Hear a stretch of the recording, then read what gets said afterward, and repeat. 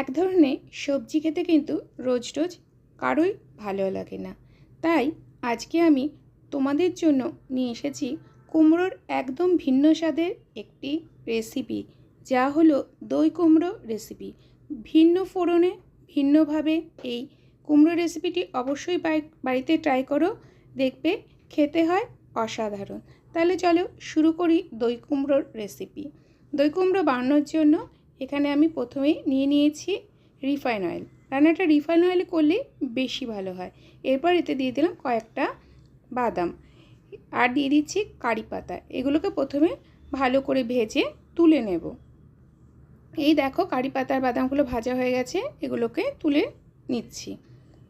এবার কারি পাতা আর বাদাম ভাজা তেলের মধ্যে দিয়ে দিলাম শুকনো লঙ্কা, সাদা জিরে, সাদা সর্ষ আর কয়েকটা মৌরির দানা। এবার এগুলোকে হালকা করে ভেজে নেব।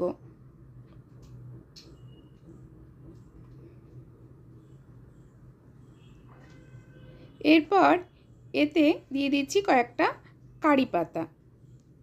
কারি পাতাগুলো একটু আমার শুকিয়ে গেছে, তোমাদের কাছে যদি ফ্রেশ থাকে তাহলে কিন্তু খেতে বা গন্ধটা আরও বেশি ভালো হয়, তাই চেষ্টা করবে ফ্রেশ কারি পাতায় ব্যবহার করতে।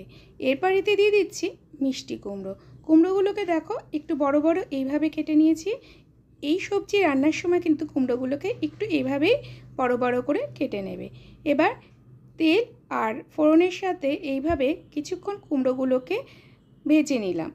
এরপর এতে দিয়ে দিচ্ছি হলুদের গুঁড়ো আর স্বাদ অনুযায়ী নুন। খুব কম তেল মশলায় এই রেসিপিটি বানানো যায়, তাই গরমকালে কিন্তু হজম করতেও খুব সুবিধে হয়।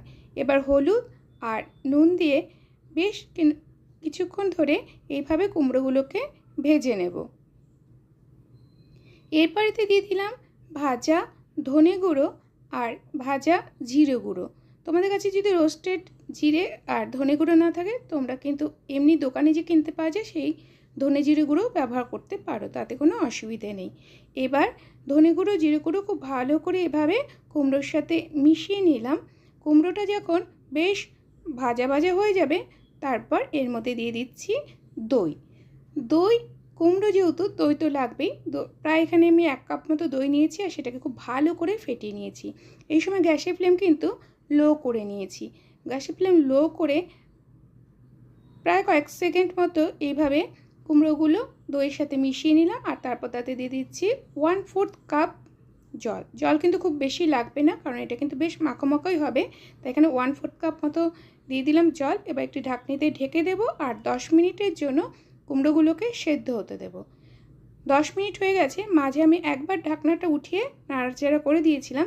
এই দেখো কুমড়োর সঙ্গে কিন্তু খুব ভালো করে দই আর জল মিশে গেছে, জলটা কিন্তু শুকিয়েও গেছে। এই দেখো কুমড়োগুলো সেদ্ধ হয়ে গেছে। কুমড়োর এই রেসিপিতে কিন্তু কুমড়োগুলো এখন দেখতে গোটা গোটাই থাকবে আর এক ফোঁটাও কিন্তু ঝোল থাকবে না। আরও 2 মিনিট মতো এভাবে কুমড়ো নাড়াচাড়া করে নিলাম।